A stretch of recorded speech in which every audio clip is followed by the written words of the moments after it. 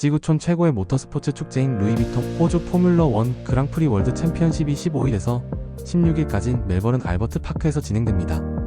월드컵, 올림픽과 더불어 세계 3대 스포츠 이벤트인 포뮬러1에 대해서 의외로 많은 분들이 모르고 계십니다. 포뮬러1은 규정 1이라는 의미이고 최고라는 것을 뜻합니다. F4까지의 등급이 있고 국제 자동차 연맹에서 주관하는 국제 규모의 자동차 경주로 규정에 따라 1인승 레이싱카로 치르는 대회 중에서 수준과 격이 가장 높은 대회로 꼽힙니다. 유럽에서 1920년대부터 시작된 이 경기는 드라이버와 컨스트럭터 혹은 팀 부문을 나누어 챔피언을 결정합니다. 그랑프리 순위에 따라 드라이버에게 포인트를 주고 최종 라운드 이후 점수를 합산하여 시즌 중 최고의 점수를 기록한 드라이버와 팀 소속 드라이버들의 합산 포인트가 가장 높은 팀이 챔피언이 됩니다. 또한 각 자동차 회사들이 자신의 회사의 최고의 기술을 매년 선보이는 기술의 경연장이기도 한 포뮬러1이 매년 호주 멜버른에서 열리고 있습니다. 광활한 대지, 세계적으로 유명한 자연경관, 그리고 독특한 야생동물까지 호주는 우리가 아는 것보다 훨씬 더 특별한 나라입니다. 그런데 이 나라에는 또 다른 상징이 있습니다. 바로 포뮬러1. 세계에서 가장 빠른 머신들이 이곳 멜버른을 달립니다. 그런데 여러분 혹시 궁금하지 않나요? 자동차 강국도 아닌 호주가 어떻게 세계적인 포뮬러1을 개최하게 됐을까요? 오늘 우리는 2025년 호주 그랑프리를 맞이하여 호주 그랑프리의 역사를 찾아가 봅니다. 호주 그랑프리는 단순한 레이스가 아닙니다. 이곳에서 펼쳐진 역사는 반전과 드라마로 가득하죠. 그리고 믿기 어려운 순간들이 이 트랙에서 펼쳐졌습니다. 여러분이 몰랐던 호주 포뮬러1 그랑프리의 놀라운 이야기 지금 시작합니다. 모터스포츠 강국이 아닌 호주가 어떻게 세계 최고의 레이싱 대회를 유치할 수 있었을까요? 호주가 자동차 산업 강국이 아님에도 불구하고 포뮬러1을 개최하게 된 이유는 여러 가지 전략적, 경제적 요인이 결합된 결과입니다. 포뮬러1은 세계적인 대형 스포츠 이벤트로 개최국에 막대한 경제적 이익을 가져다 줍니다. 호주는 관광 산업이 주요 경제 동력 중 하나이며 막대한 수입을 가져다 줍니다. 특히 멜버른 그랑프리는 매년 10만 명 이상의 관광객을 유치하며 지역 경제에 수억 달러의 수익을 창출합니다.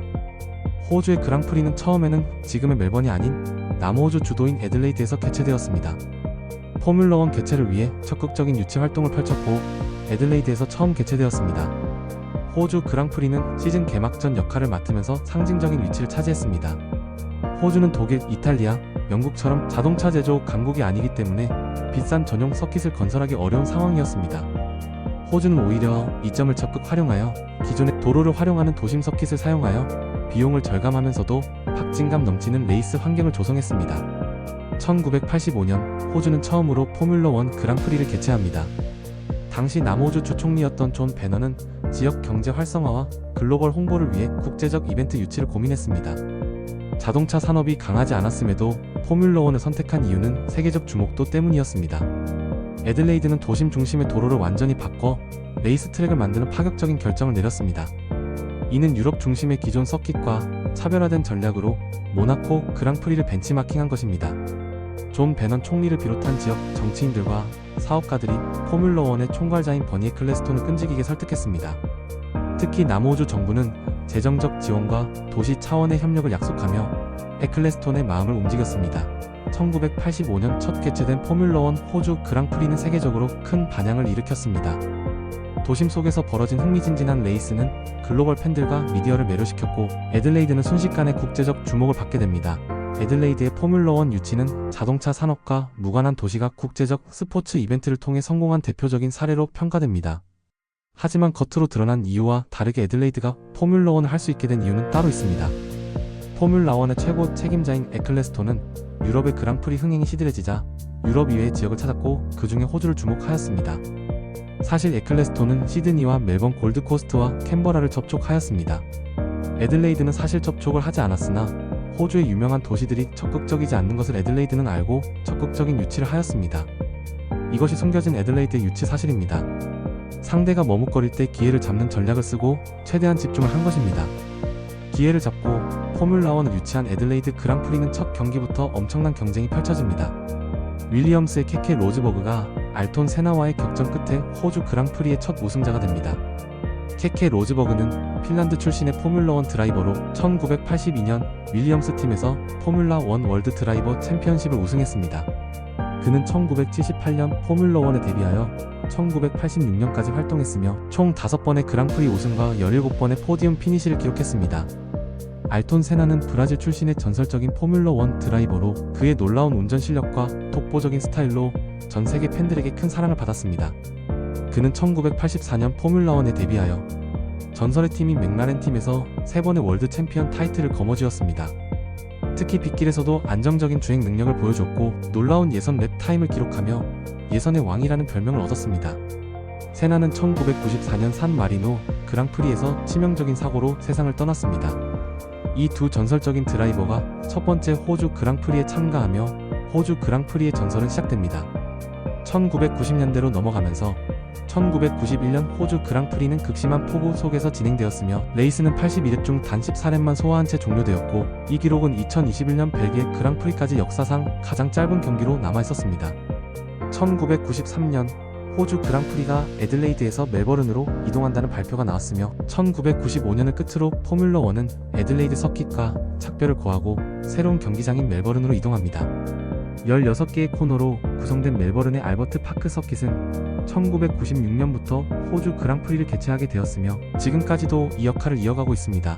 애들레이드에서 멜버른으로 포뮬러1 개최지가 넘어가게 된 배경은 다음과 같습니다. 애들레이드에서 포뮬러1은 1985년부터 1995년까지 개최되며 큰 성공을 거두었지만 1993년 무렵부터 재정적 부담이 증가하면서 개최지 변경 논의가 시작됐습니다. 멜버른이 포뮬러1을 유치하기 위해 빅토리아 주정부와 협력해 강력한 유치 활동을 펼쳤고 당시 빅토리아주 총리였던 제프 케넷이 직접 협상에 나서 강력한 재정 지원과 장기적이고 안정적인 개최 조건을 제시했습니다. 또한 멜버른은 그 당시 호주 포드와 GM 계열의 홀덴 자동차, 일본 토요타 자동차의 생산 공장이 있었던 자동차 도시였으며 세계적 이벤트를 위한 인프라와 마케팅 능력이 뛰어났고 애들레이드보다 인구가 많고 국제적인 교통 연결성이 높아 포뮬러1의 글로벌화 전략과 더 잘 맞았습니다. 결국 1993년 국제자동차 연맹과 버니 에클레스톤은 호주 그랑프리 개최지를 1996년부터 애들레이드에서 멜버른으로 변경한다고 공식 발표했습니다.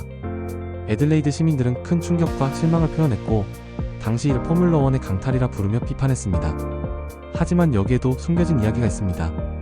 1995년 계약 연장을 앞두고 애들레이드는 주선거가 끝나면 재계약을 진행하겠다고 하여 에클레스톤이 크게 화를 내었다고 합니다. 멜버른은 이전에 애들레이드에게 경기 유치를 빼앗긴 경험을 반대로 똑같이 사용하였습니다. 상대가 머뭇거릴 때 빠르게 에클레스톤에게 접촉을 하였고 설득 끝에 유치를 하게 됩니다.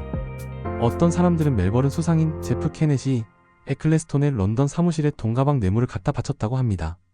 그러나 실제로 멜버른이 경기를 유치하기 위해 든 돈은 애들레이드와 같았다고 합니다. 2025년이 멜버른의 그랑프리 계약 기간이 만료되는 해이고 2022년도에 일찌감치 10년 계약을 연장하여 2035년까지는 멜버른에서 열리는 그랑프리를 보실 수 있게 되었습니다. 멜버른은 경기 유치 후 앨버트 파크 서킷을 새롭게 조성해 1996년부터 현재까지 성공적으로 포뮬러1을 개최하며 전 세계의 주목을 받고 있습니다. 앨버트 파크 서킷은 멜버른 도심과 매우 가까운 곳에 위치해 있어 팬들과 관광객들이 쉽게 접근하고 축제 분위기를 만끽할 수 있습니다. 서킷의 구조상 관중석과 트랙의 거리가 매우 가까워 팬들이 경주를 생생하게 관람할 수 있어 몰입감을 극대화합니다. 또한 호주 문화의 중심 도시인 멜버른은 단순한 자동차 경주만이 아닌 음악 공연, 전시회, 패션쇼 등 다채로운 문화 행사를 함께 열어 가족 단위 관광객까지 끌어들입니다. 이로 인하여 애들레이드에서 멜버른으로 주최 도시를 옮긴 것은 지금까지도 좋은 결정이라고 판단하고 있습니다. 멜버른에서 열린 첫 경기는 엄청난 성공을 거두었으며 기록적인 수의 관중이 경기를 관람했습니다. 마틴 브런들의 조던 머신이 공중으로 날아가는 대형 충돌 사고가 발생하기도 했습니다. 차량이 공중으로 떠오르며 두 동강 났지만 기적적으로 마틴 브런들은 무사히 걸어 나왔죠. 호주 그랑프리는 한순간도 방심할 수 없는 트랙임을 증명했습니다. 2020년 코로나 팬데믹으로 인해 호주 그랑프리가 사상 최초로 취소됩니다. 모두가 충격을 받았지만 2022년 멜버른은 더욱 발전된 모습으로 돌아왔습니다. 호주 그랑프리는 포뮬러1 캘린더에서 빼놓을 수 없는 아이코닉한 레이스입니다. 1985년 데뷔 이후 매년 믿을 수 없는 명경기들을 선사하며 여전히 많은 사랑을 받고 있습니다. 과연 앞으로 이곳에서 또 어떤 전설이 펼쳐질까요? 새로운 호주의 영웅은 누가 될까요? 2025년 호주 그랑프리가 이번 주 1월 결승 레이스를 시작합니다. 이번 레이스의 우승자는 누구일까요? 맥라렌은 테스트에서 안정적인 모습을 보였고 특히 랜도 노리스의 롱런 페이스는 페라리보다 30초가량 앞설 만큼 강력했습니다. 맥라렌이 이번 시즌 다크호스로 떠오를 가능성이 충분해 보입니다. 2025년 레이싱 시즌의 개막을 알리는 이번 경기에 전 세계의 관심이 주목되고 있습니다. 지금까지 자동차 산업 불모지인 호주가 어떻게 포뮬라1을 유치하고 아직까지 성공적인 운영을 하고 있는지에 대해 알아보았습니다. 호주의 경험을 토대로 자동차 강국인 한국도 정부의 적극적인 지원과 문화적인 축제를 통하여 포뮬라1 같은 대규모 경기를 개최하였으면 합니다. 영상이 흥미로우셨다면 좋아요와 구독, 알림 설정 잊지 마세요. 지금까지 시청해주셔서 감사합니다.